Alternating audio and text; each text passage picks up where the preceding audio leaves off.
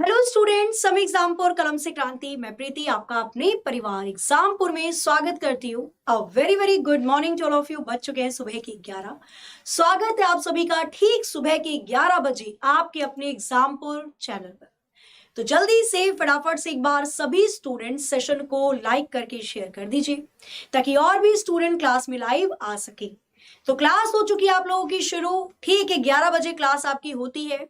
बिना किसी देरी के शुरुआत करेंगे अपने आज के ताजो तरीके, मतलब कहते हैं ना फ्रेश क्वेश्चन के साथ, ताजे क्वेश्चन के साथ विद स्पीड भी साथ में लेकर चलेंगे।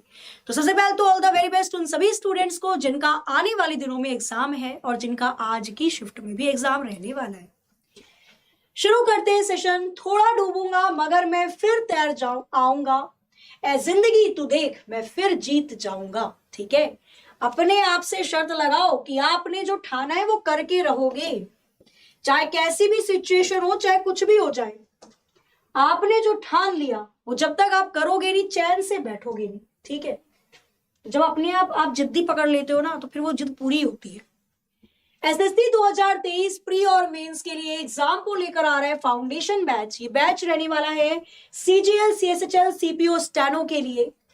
सिलेक्शन बैच इसका नाम है। 70% आपको इस पर डिस्काउंट दिया जा रहा है। साथ ही में क्लास स्टार्ट इसकी हो जाएंगी, इसकी 1 फरवरी से 1 फेब से क्लास शुरू हो जाएंगी। ठीक है, बैच की प्राइस है 899, मतलब 899 में ये बैच आपको दिया जा रहा है। Live class, PDF note, daily practice paper, mock test, doubt session, ये सारी की सारी चीजें इस बैच में आपको मिलने वाली है। साथ ही जो बच्चे हमारे गुरुकुल ऑफलाइन बैच से जुड़ना चाहते हैं, आप सभी के लिए एग्जामपुर ने निकाला है गुरुकुल के नाम से ऑफलाइन बैच, जो हमारी ही ऑफिस नोएडा में स्टार्ट हुआ है। ठीक है, क्लासेस आज 16 जनवरी से दिल्ली पुलिस कांस्टेबल के लिए शुरू हो चुकी हैं। यूपी पुलिस कांस्टेबल की क्लासेस 23 जनवरी से शुरू हो जाएंगी। यूपीएसआई की क्लासेस 30 जनवरी से शुरू हो जाएंगी। ऑफलाइन की सारी चीजें आपको आज के सेशन, मतलब जो गुरुकुल है उसमें देखने को मिलेंगी। वही टीचर जो आपके कोर्स में ऑनलाइन पढ़ाते हैं वही आपको ऑफलाइन पढ़ाएंगे। ठीक है, सेक्टर 58 नोएडा में हमारा ऑफिस है, जहां पर आप लोगों की क्लासेस चल रही हैं ऑफलाइन। शुरू करते हैं पहला ब्रेन बूस्टर सेशन के साथ। ऑड वन आउट, इनमें से कौन सा बाकियों से भिन्न नजर आ रहा है, बताइए। बच्चा वॉइस मिसमैच तो नहीं हो रही? वॉइस बिल्कुल सही है, बता दो पहले मुझे।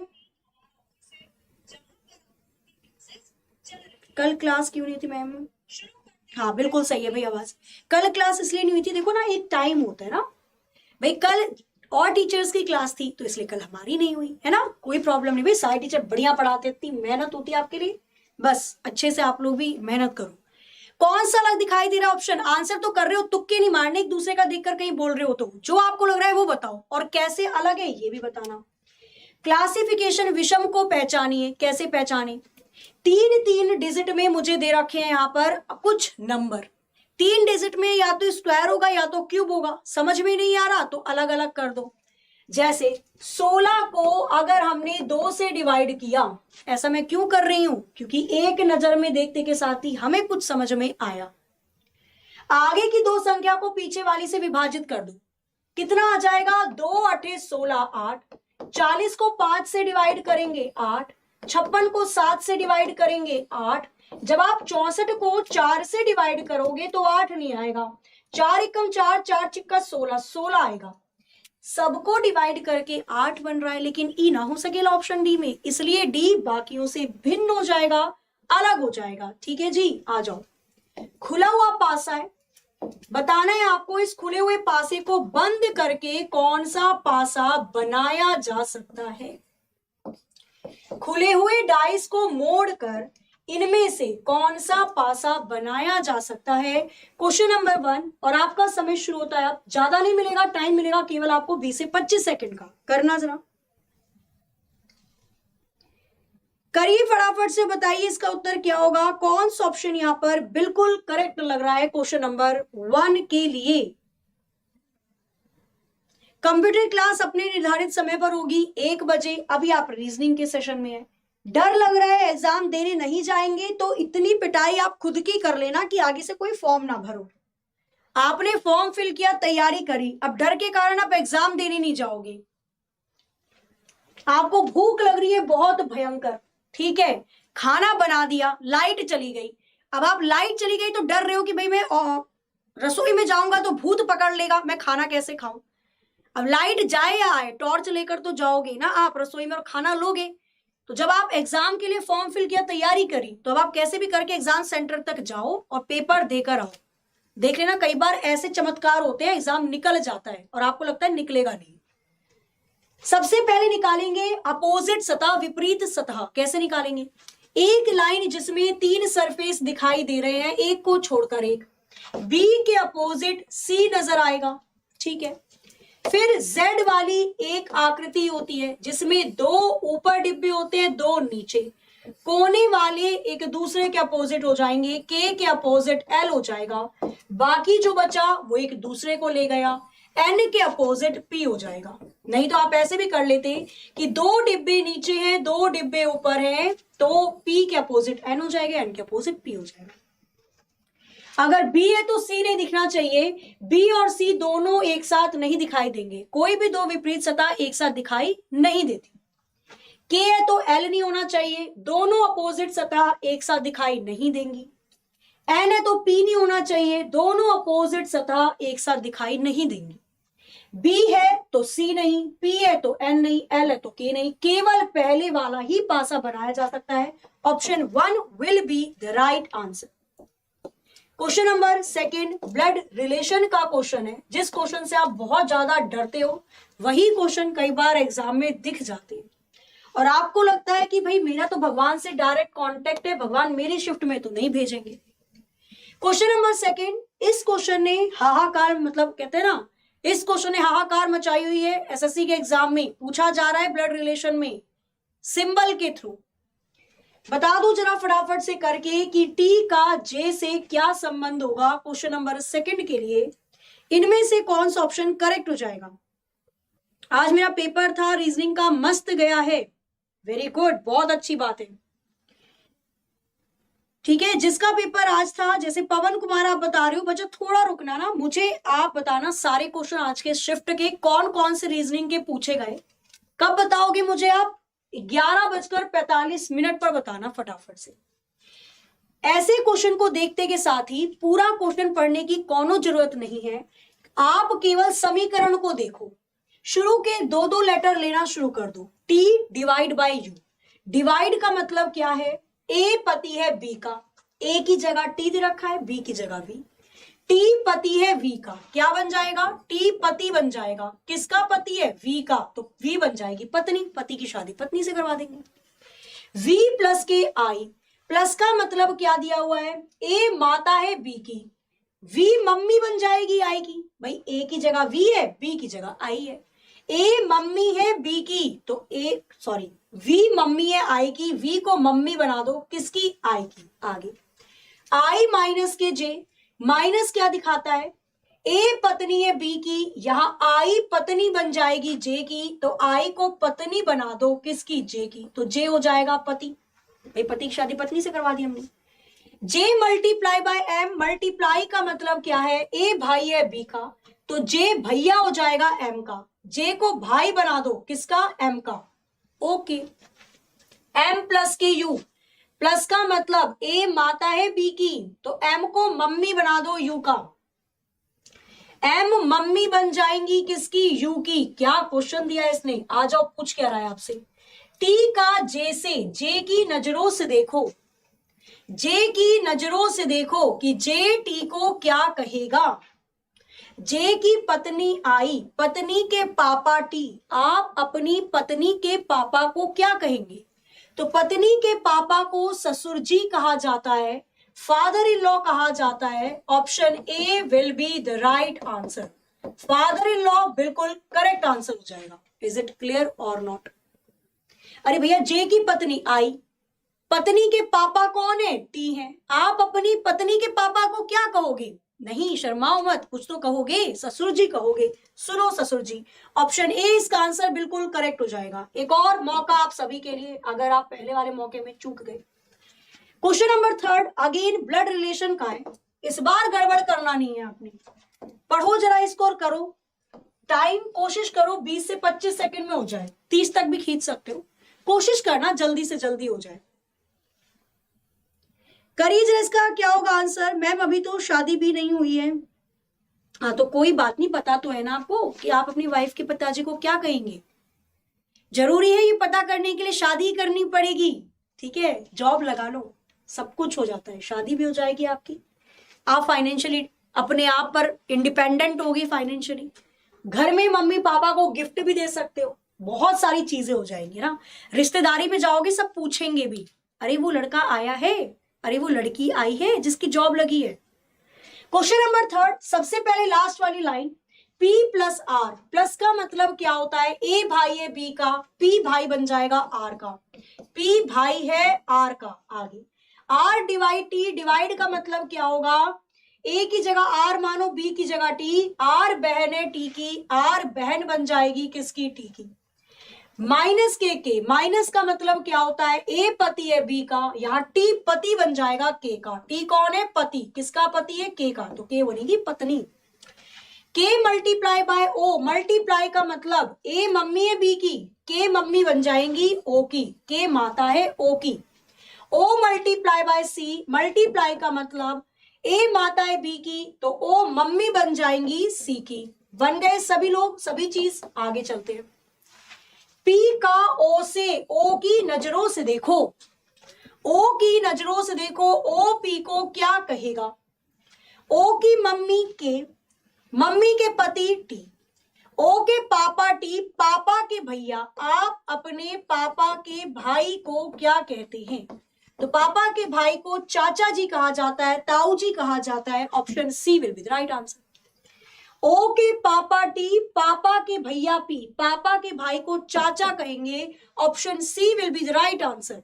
कुछ ऐसे क्वेश्चंस जो बाकी के स्टूडेंट्स छोड़कर आएंगे, एंड जो लास्ट मेरिट निकल कर आती है आपकी, जब डॉक्यूमेंट वेरिफिकेशन हो जाता है, फिजिकल हो जाता है आपका, तो लास्ट में मेरिट थोड़ी सी बढ़ती है ना, वो किसका नंबर आता है फाइनल मेरिट में, भाई जो वो क्वेश्चन करके आ रहा है जिसने छोड़ दिया। जो बाकी छोड़ेंगे वो आपको करके आने होंगे, तभी तो मेरिट में उनसे ज्यादा होगी। क्वेश्चन नंबर 4 रैंकिंग का क्वेश्चन है। करिए जरा इस वाले क्वेश्चन को, बताइए इसका आंसर क्या होगा। मैम शॉर्ट से बता दीजिए कृषु, ये शॉर्ट ही तरीका होता है। आप कितना शॉर्टकट ढूंढोगे हर चीज के अंदर, हर चीज का शॉर्टकट नहीं होता है बच्चा, ठीक है। ये शॉर्ट ही है, अगर आपने समझ लिया इस क्वेश्चन को करना तो ये शॉर्ट ही बन जाता है। और अगर आपके दिमाग में बैठी हुई है चीजें ट्रिक ट्रिक ट्रिक, मैं तो सारी चीजें ट्रिक से ही करूंगा, तो फिर दिक्कत आती है, ट्रिक उड़ जाती है। लास्ट में आप देखते हो कि मैथ्स का क्वेश्चन एक्स से निकालना पड़ जाता है, ठीक है। तो कुछ चीजों को अंदर से समझना जरूरी है। लड़कों की पंक्ति में राहुल ऊपर से 31वें नंबर पे, विनोद नीचे से 53वें नंबर पे। विनोद राहुल के बीच में 22 लड़के हैं, एक अन्य पंक्ति में 15 लड़कियां भी हैं।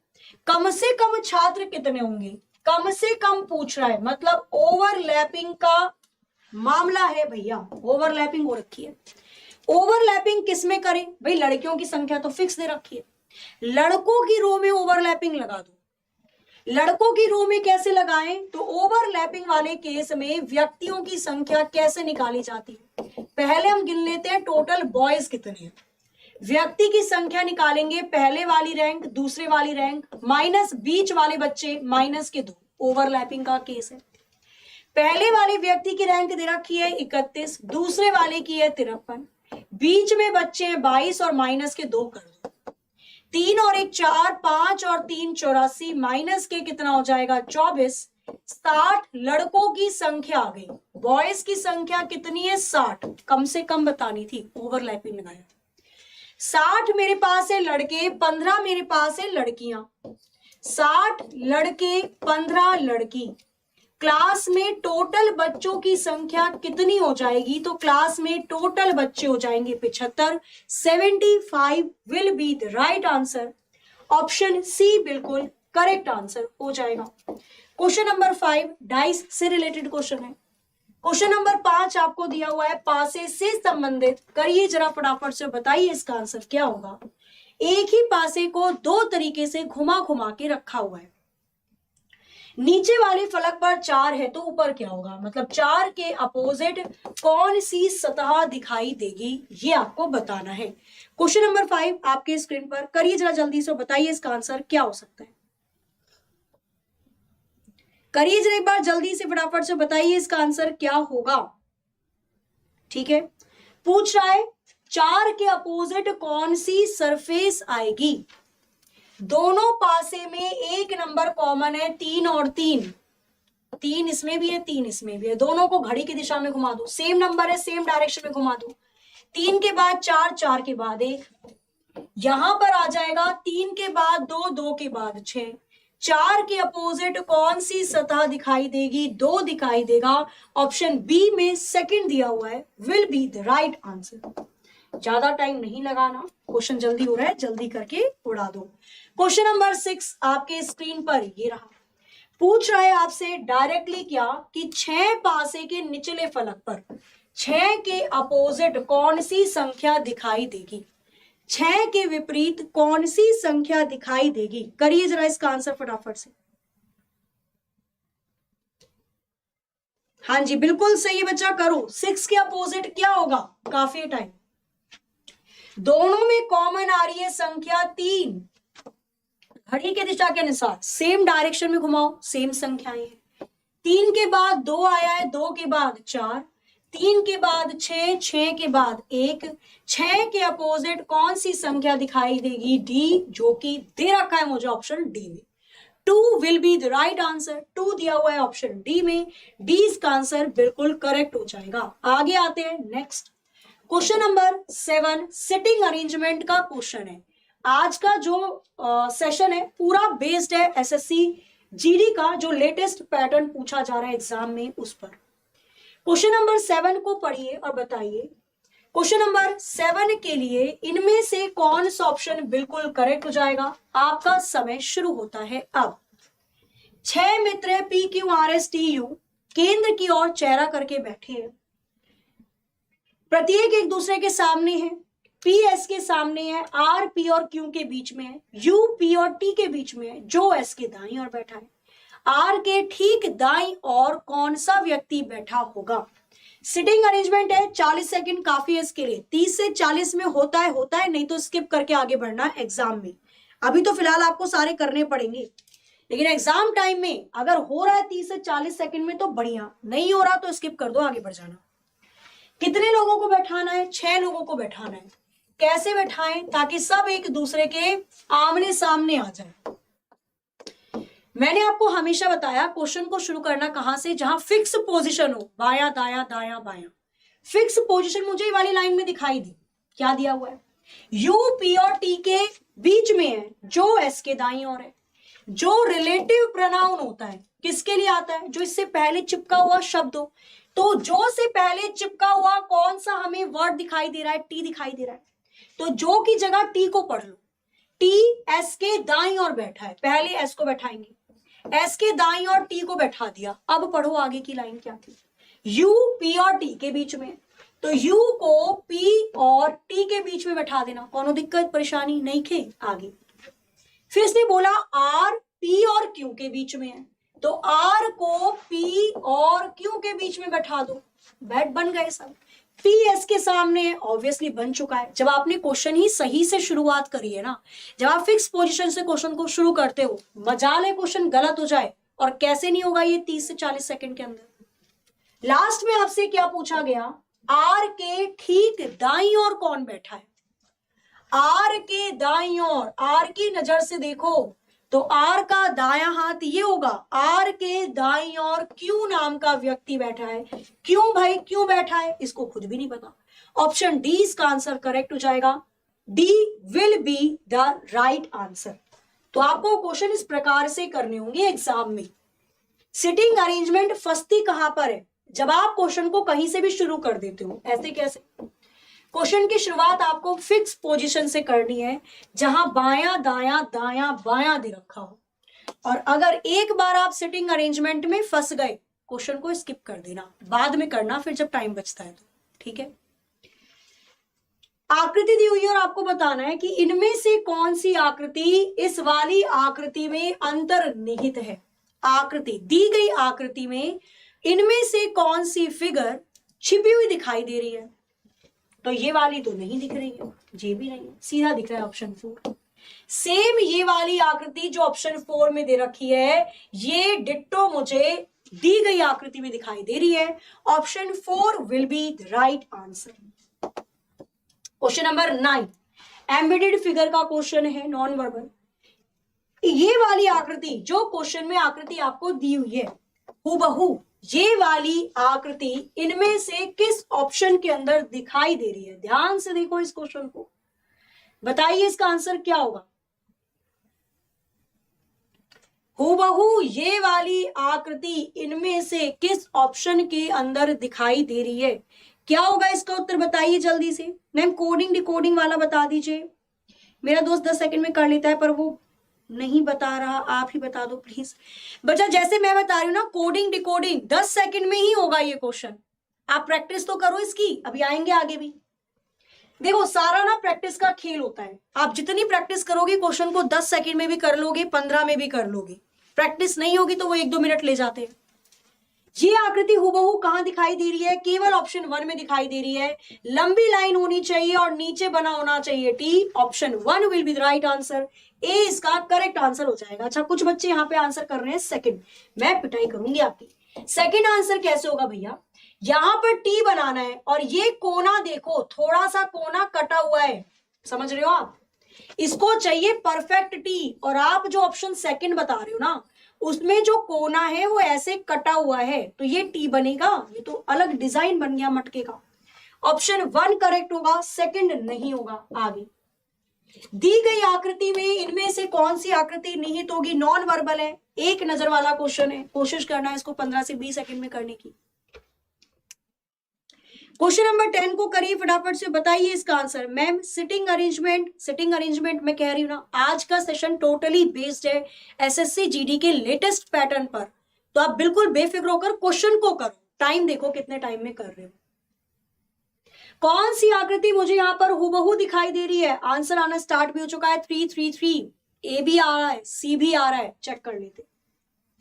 ये वाला हूबहू दिखाई दे रहा है क्या, ये वाली आकृति हूबहू, बताओ कहां दिखाई दे रही है।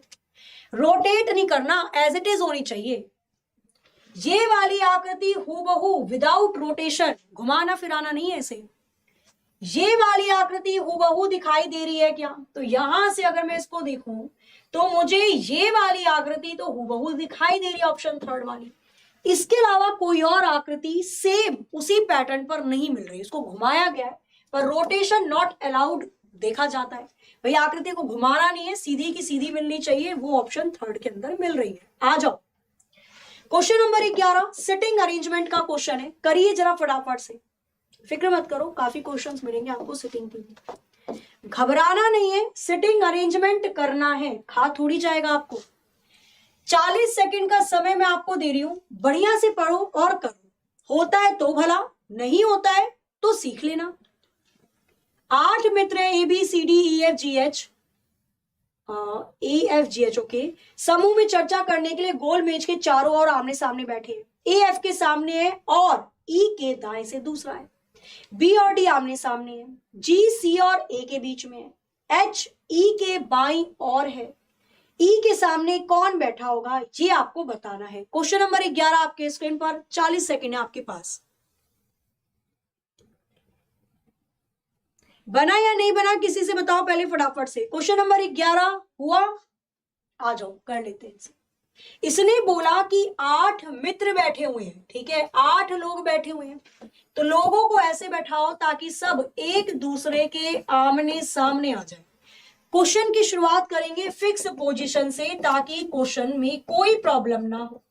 फिक्स पोजीशन दाया बाया बाया दाया, मुझे दे रखा है ई के दाएं से दूसरा है, कौन है, ए एफ के तो सामने है और ई के दाएं से दूसरा है, और किसके लिए लगता है, और 2 सेंटेंस को आपस में जोड़ता है, और लगता है जो सेंटेंस के स्टार्टिंग में अक्षर हो, ए के लिए लगा है। ए ई के दाएं से दूसरा है, पहले ई को बैठा दो। ई के दाईं ओर से पहला दूसरा ए नाम का व्यक्ति है, किसके सामने बैठा है? एफ के सामने बैठा है, बैठा दिया हमने। आगे अब ए से रिलेटेड कोई डेटा देखो अगर मिल रहा है तो बढ़िया है। जी सी और ए के बीच में है, ए से रिलेटेड डेटा पकड़ूंगी ना पहले मैं, मतलब ए से, ई से, एफ से, किसी से भी संबंधित डेटा पकड़ लो। जी सी और ए के बीच में, मुझे मजबूरन जी को इधर बनाना पड़ेगा और सी को इधर, तभी बोल सकती हूं कि जी ए और सी के बीच में है। आगे एच ई के बाईं ओर बैठा है, ई के बाईं ओर एच नाम का व्यक्ति बैठा है। बी डी के आमने सामने है, भाई बी इधर होगा तो डी इधर होगा, बी इधर होगा तो डी इधर, फिक्स कोई पोजीशन नहीं है, पर पता है यही बैठ सकते हैं आमने सामने।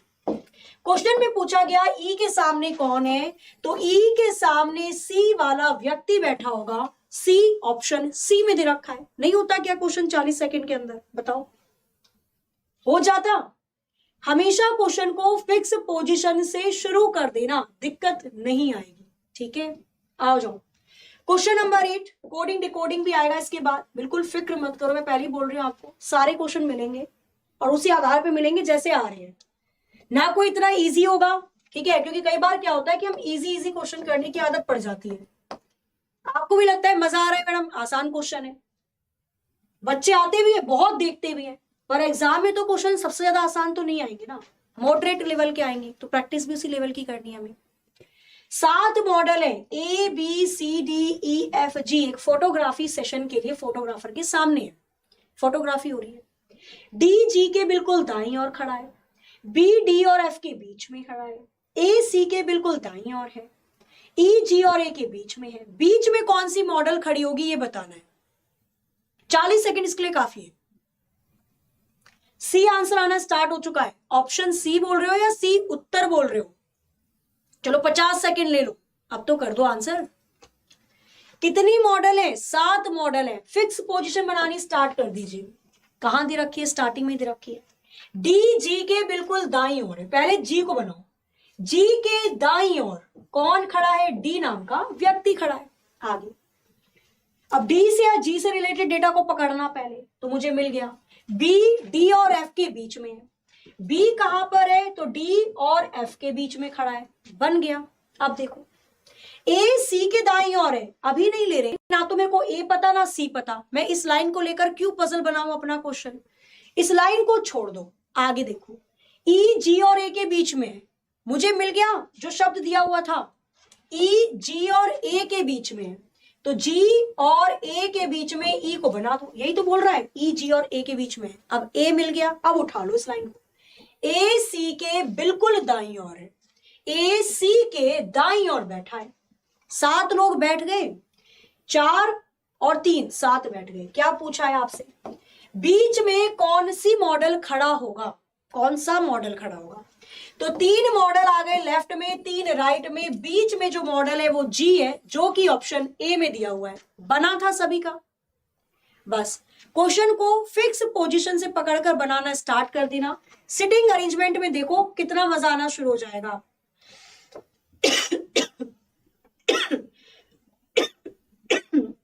सॉरी। क्वेश्चन नंबर 9 को करो एक बार। क्वेश्चन नंबर 9 को करिए फटाफट से और बताइए क्वेश्चन नंबर 9 के लिए कौन सा ऑप्शन करेक्ट होगा? सिटिंग अरेंजमेंट का क्वेश्चन है, बैठक व्यवस्था का क्वेश्चन है। करिए जरा क्वेश्चन नंबर 9 और बताइए इसका उत्तर क्या हो सकता है। हाँ जी, कोडिंग डिकोडिंग भी आएगा इसके बाद। करिए जरा एक बार जल्दी से फटाफट से बताइए क्वेश्चन नंबर 9 के लिए क्या उत्तर होगा। 35 सेकंड इसके लिए आपको मिलने वाला है।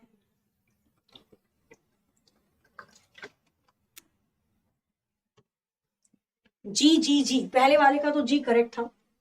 35 ले लो सेकंड।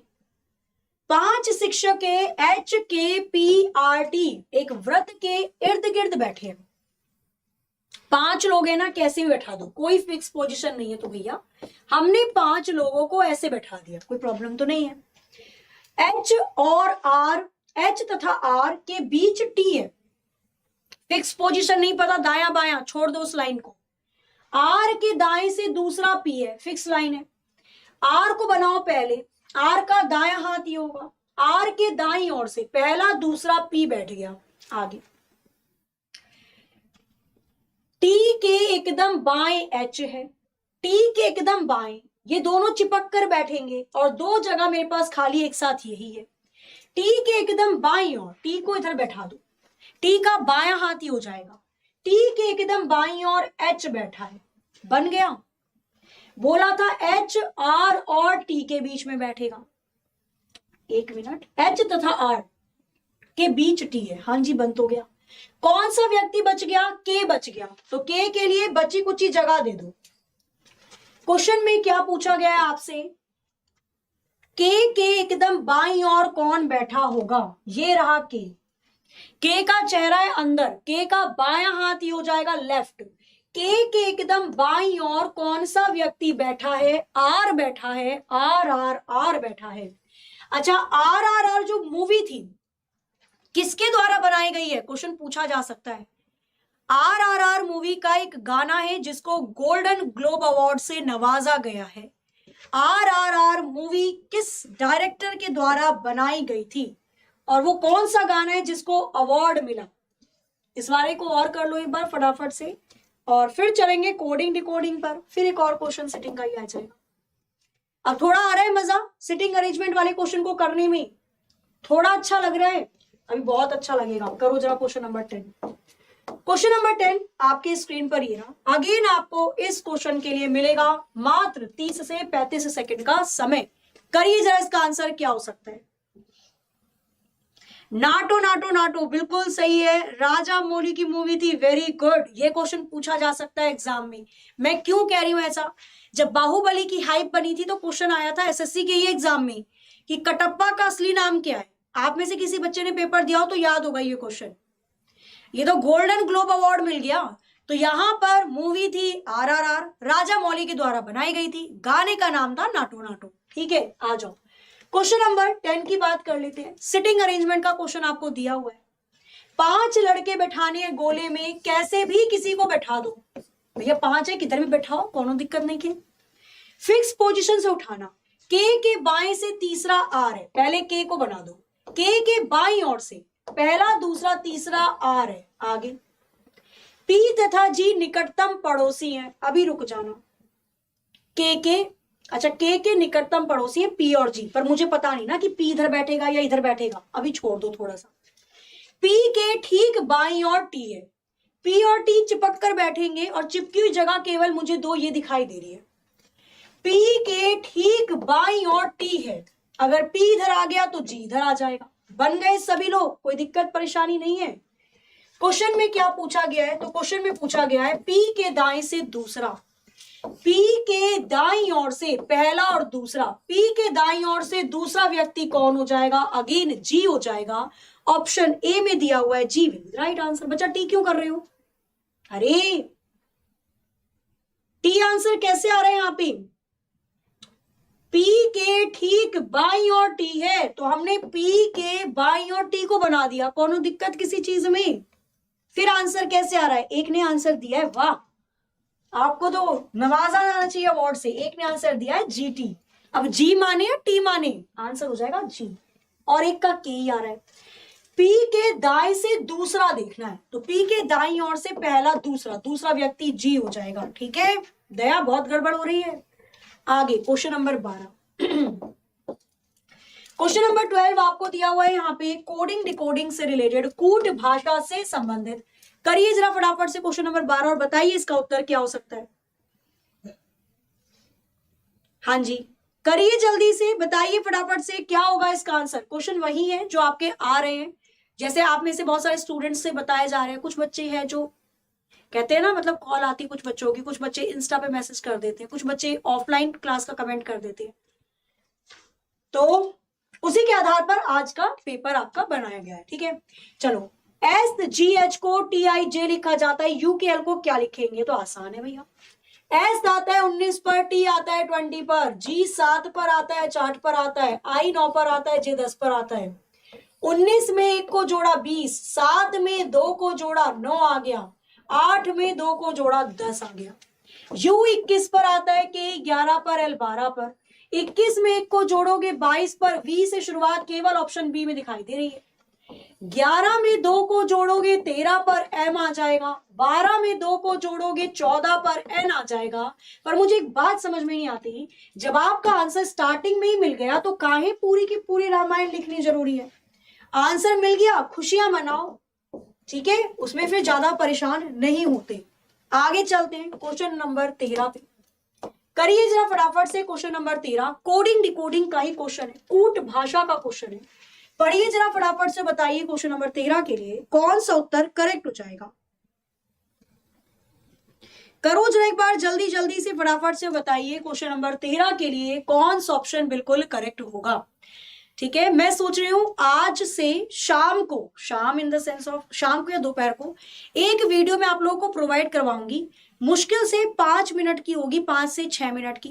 कौन कौन से क्वेश्चन पूछे जा रहे हैं पूरा एनालिसिस मैं आपको उस एक वीडियो के अंदर प्रोवाइड करवा दूंगी। ठीक है, इजी है क्वेश्चन। ए आता है 1 पर, बी आता है 2 पर। 12 पे कौन सा अल्फाबेट आता है? एल आता है। बी आता है 2 पर, सी आता है 3 पर। 23 पर कौन सा अक्षर आता है? डब्ल्यू आता है। Option D, W will be the right answer. Clear है, डब्ल्यू इसका बिल्कुल करेक्ट आंसर हो जाएगा। Next question number 14। Question number 14 आपके स्क्रीन पर ही रहा। बताइए जरा, बी डी जे जे जी जे को ओ ओ टी डब्ल्यू लिखा जाता है। अच्छा, तो आपको बताना है ए एफ आई एम को क्या लिखा जाएगा। क्वेश्चन नंबर 14 के लिए कौन सा ऑप्शन करेक्ट होगा? करिए जरा इसको जल्दी से, करिए क्वेश्चन नंबर 14। हाँ, मैं सोच रही हूँ इस चीज के बारे में और मैं आज से शुरू कर दूंगी। ठीक है, चलिए जी, करिए फटाफट से, बताइए इसका आंसर क्या होगा। मेरे को लग रहा है यहाँ पे कुछ एक अल्फाबेट कुछ गड़बड़ दे रखा है, इसने नहीं दिया हुआ है क्या? क्योंकि हमें तो लग रहा है, मुझे पता नहीं क्यों ऐसा महसूस हो रहा है कि ये डबल ओ नहीं, यहाँ पर क्यों होना चाहिए। आपको नहीं फील हो रहा? खाना खा के आते हैं ना क्लास लेने के लिए, नहीं तो ऐसा ऐसा लगने लगता है बीच बीच में ना। देखो, बी आता है 2 पर, डी आता है 4 पर, जी 7 पर, जे 10 पर, ओ 15 पर, क्यू 17 पर, टी 20 पर, डब्ल्यू 23 पर। क्या हो रहा है दया? बहुत कुछ हो रहा है। 2 में 13 को जोड़ा 15 आ गया। 4 में 13 को जोड़ा 17 आ गया। 7 में 13 को जोड़ा 20 आ गया। 10 में 13 को जोड़ा 23 आ गया। सब में 13 13 जोड़ा हुआ है। ए आता है 1 पर, एफ आता है 6 पर, आई 9 पर, एम 13 पर। 1 में 13 को जोड़ोगे 14 पर आ जाएगा एन। एन से शुरुआत 2 ऑप्शन में हो रही है, ये गया ये गया। 6 में 13 को जोड़ोगे 19 आ जाएगा, 19 पर आता है एस। एन एस से केवल एक ही ऑप्शन दिखाई दे रहा है, काहे अपने टाइम को वेस्ट करना, आंसर करो सी और आगे बढ़ जाओ। क्लियर है, C will be the right answer. आगे चलते हैं नेक्स्ट क्वेश्चन पर, घड़ी वाला बाद में भैया। क्वेश्चन नंबर 16, 16 आपके स्क्रीन के सामने ये रहा। आपको बताना है क्वेश्चन नंबर 16 में, ये कोड डिकोड भी कह सकते हो, एनालॉगी का भी हिस्सा इसको कह सकते हो। यदि 9 और 7 के साथ कुछ करके 32 बना दिया गया, 13 और 7 के साथ कुछ करके 120 बना दिया गया, 17 और 9 के साथ भी कुछ ना कुछ करके 208 बना दिया गया, तो 19 और 11 के साथ कुछ करोगे तो क्या बनेगा? करना जरा इसका आंसर। हाँ जी, करिए। क्वेश्चन नंबर 16 के लिए कौन सा ऑप्शन करेक्ट हो जाएगा? क्या हो रहा है इस क्वेश्चन के अंदर? करो जरा। क्वेश्चन नंबर 16, कौन सा ऑप्शन यहां पर बिल्कुल करेक्ट रहने वाला है? करें।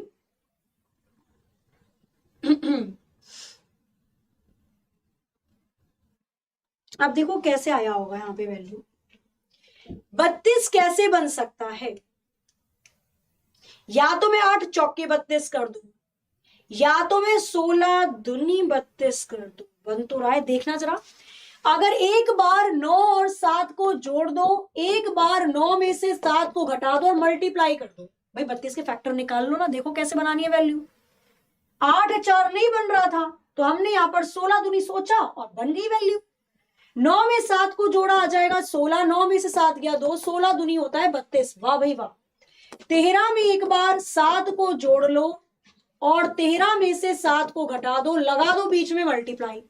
13 और 7 20 गुणा 13 में से 7 गया 6, 6 दूनी 12 और 0 लग गया, बन गया 120। वाह भाई वाह। ले लो 19 और 11, एक बार 19 में 11 को जोड़ो, एक बार 19 में से 11 को घटाओ, लगा दो बीच में मल्टीप्लाई। 19 और 1 20, 30 आ जाएगा गुणा, 19 में से 11 गया, बचेगा कितना 8, 8 या 24 लग जाएगा 0, 240 दिया हुआ है ऑप्शन डी में। D will be the right answer. Clear है? आप इसको ये ले सकते थे 13 का स्क्वायर माइनस 7 का स्क्वायर, ए स्क्वायर माइनस बी स्क्वायर का मतलब ए प्लस बी, ए माइनस बी। क्लियर है जी? चलो, तो यहां पे आंसर क्या आ जाता है आपका? आंसर आ जाता है 240। आगे आते हैं नेक्स्ट क्वेश्चन नंबर 17 पे। वेन डायग्राम का क्वेश्चन है, वेन आरेख का क्वेश्चन है। सन, मून एंड स्टार, तीनों के बीच में कौन सा वेन डायग्राम बन सकता है? आपका क्वेश्चन या आपका समय शुरू होता है अब। करिए जरा क्वेश्चन नंबर 17 को सॉल्व।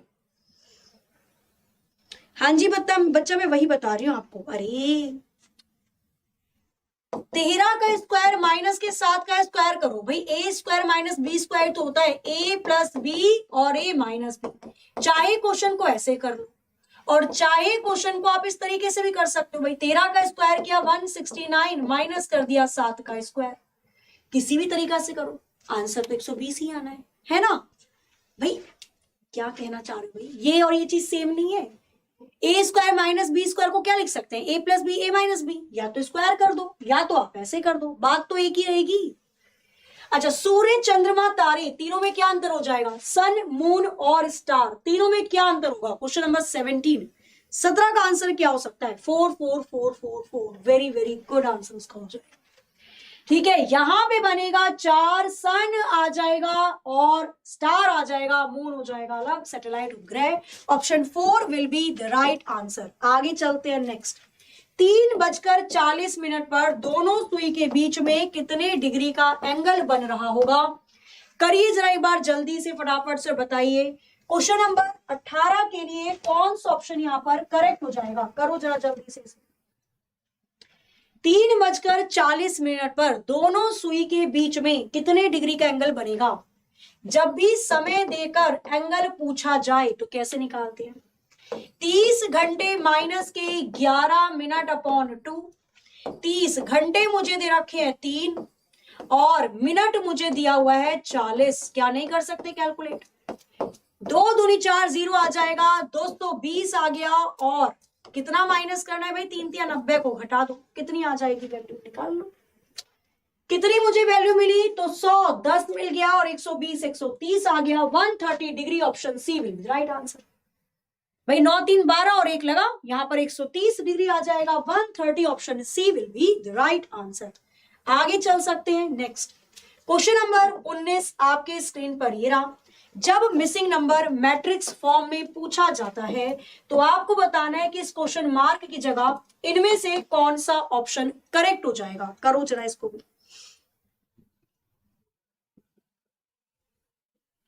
करिए जरा फटाफट से। मैं प्रैक्टिस सेट में 110 आ रहे हैं, क्या करूं?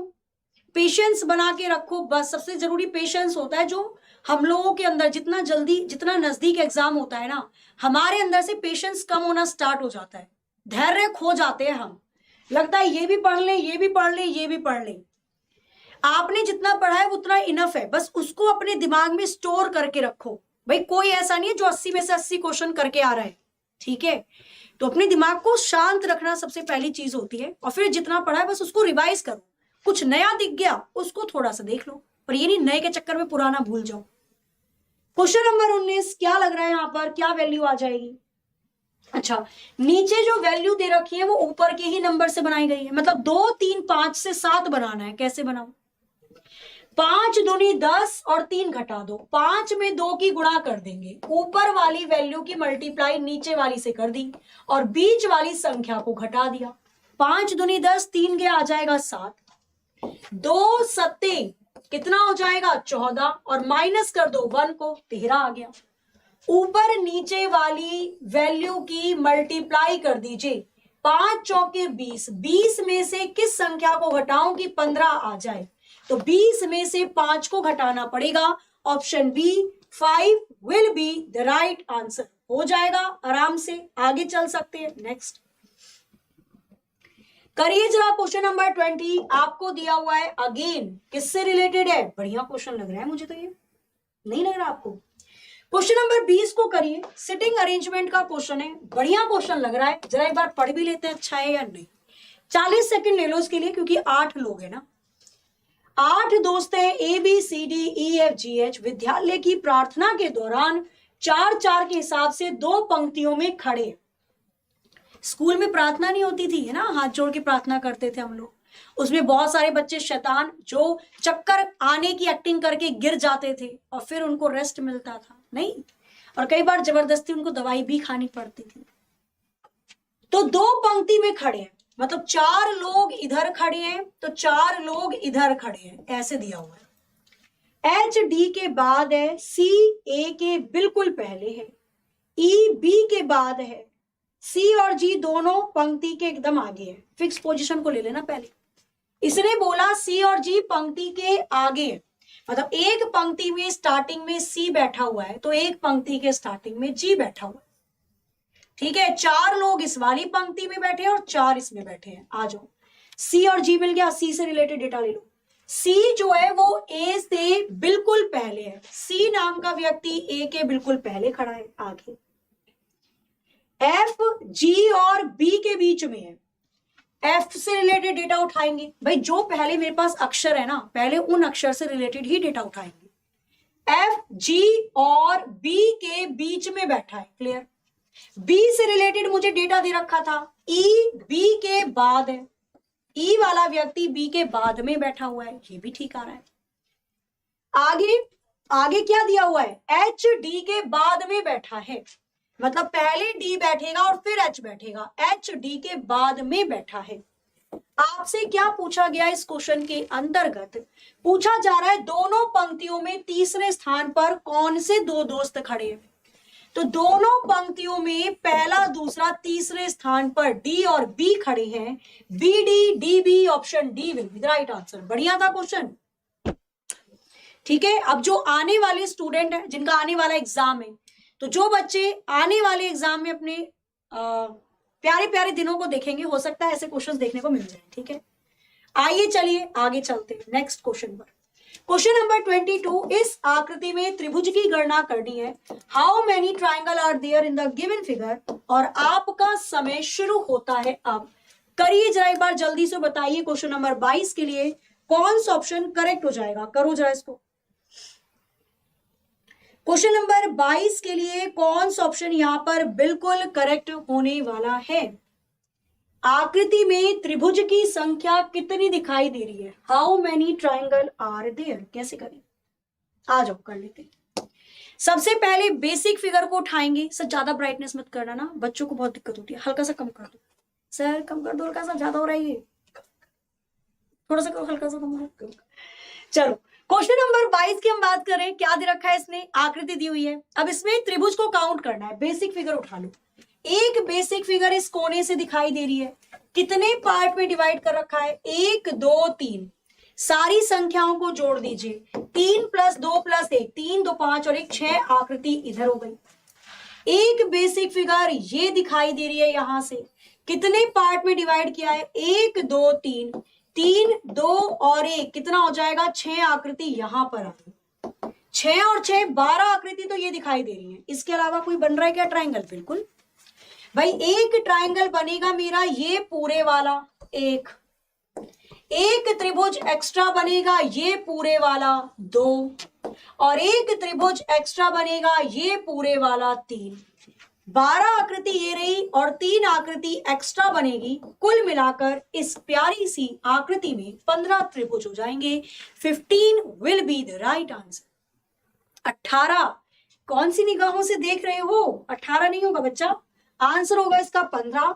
Option D will be the right answer. Question number 23 आपके स्क्रीन पर ये रहा, कर लो जरा फटाफट से, पढ़ लो जरा। इनमें से कौन सा दिन किसी शताब्दी का प्रथम दिन नहीं हो सकता? इनमें से कौन सा दिन किसी शताब्दी का प्रथम दिन नहीं हो सकता?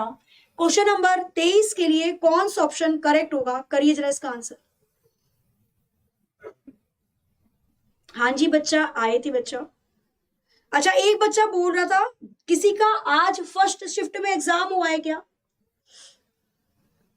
बताओ, कोई ऐसा स्टूडेंट्स है जिसका फर्स्ट शिफ्ट में एग्जाम हुआ हो? आज किसी का था पेपर? सच्ची सच्ची बताना, ठीक है? आपके ऊपर देखो इतने सारे बच्चों को भरोसा है, भरोसा मत तोड़ना, कुछ भी तोड़ो भरोसा मत तोड़ना, ठीक है? क्वेश्चन नंबर 23 की हम बात कर रहे हैं। किसी भी शताब्दी का प्रथम दिन नहीं हो सकता। पहले मुझे पता होना चाहिए कि कौन कौन से दिन प्रथम दिन हो सकते हैं।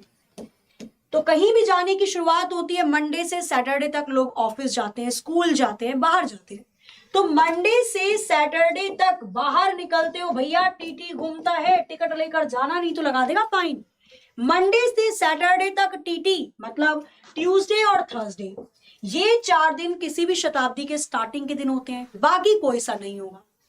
मंडे होगा, सैटरडे भी होता है, ट्यूसडे भी होता है, थर्सडे भी होता है, लेकिन संडे किसी भी शताब्दी का प्रथम दिन नहीं हो सकता। और एंडिंग वाला तो आपको याद ही होगा, ठीक है? क्लियर है? क्वेश्चन नंबर 23 हो जाएगा करेक्ट। आगे चलते हैं क्वेश्चन नंबर 24 में। इस आकृति में टोटल वर्गों की संख्या कितनी होगी? How many square are there in the given figure? Question number 24 बताओ। और जिसका भी पेपर आज था, जरा एक बार मुझे क्वेश्चन बता देना, कौन कौन से क्वेश्चन रीजनिंग में देखने को मिले थे? चलो, जिसका भी एग्जाम है भाई, ऑल द वेरी बेस्ट बच्चा, अच्छे से आप पेपर करके आओ, बिना डरे करके आना, ठीक है? मैं मुझे आपकी रीजनिंग पढ़ाने का तरीका अच्छा लगता है। थैंक यू सो मच पापा की शेरनी।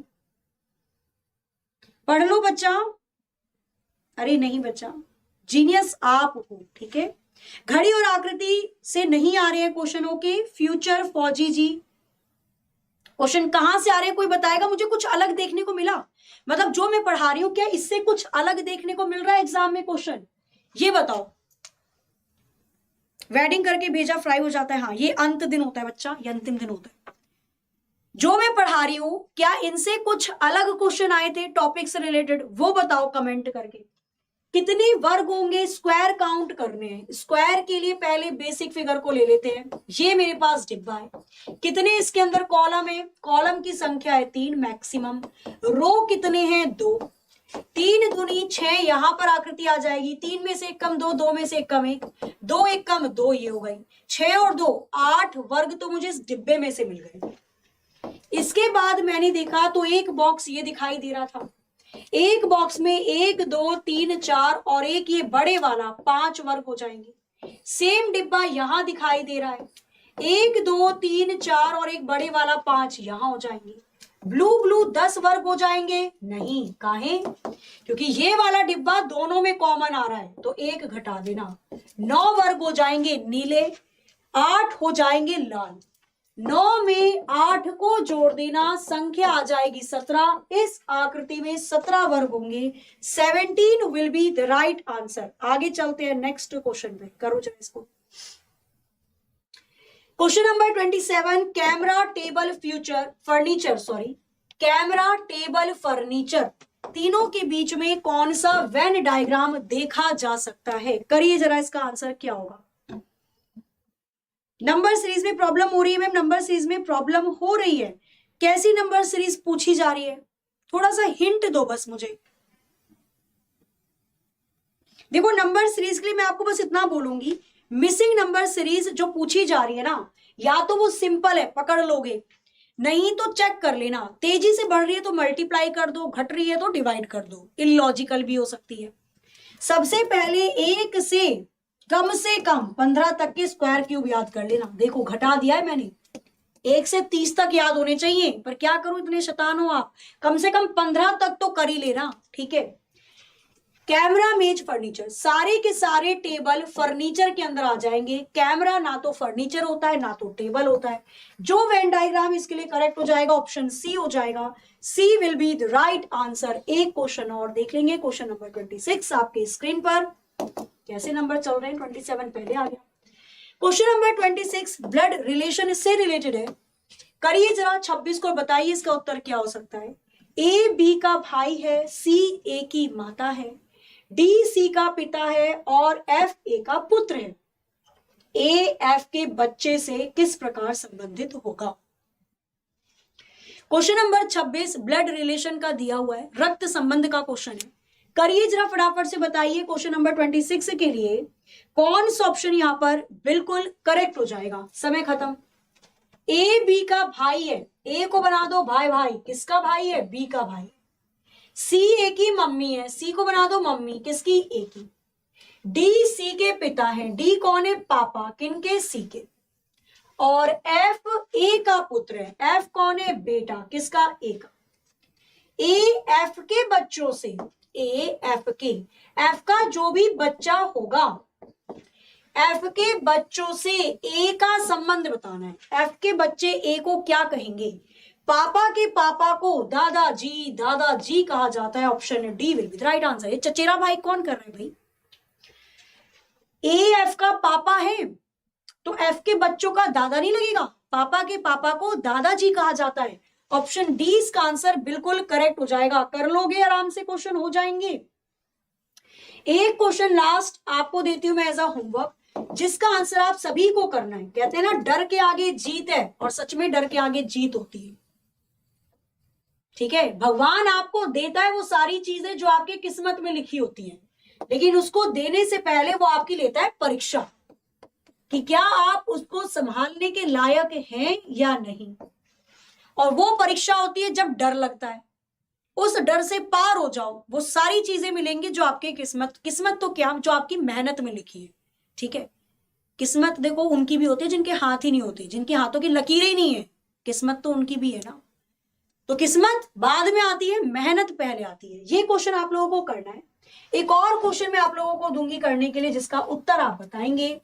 आपको बताना है कि इस आकृति में आयत की संख्या कितनी होगी। How many rectangle are there in this figure. तो ये रहने वाले हैं आपके आज के होमवर्क के क्वेश्चन, जिसका आंसर बच्चा आप सभी को ऑफलाइन कमेंट करके जरूर देना है।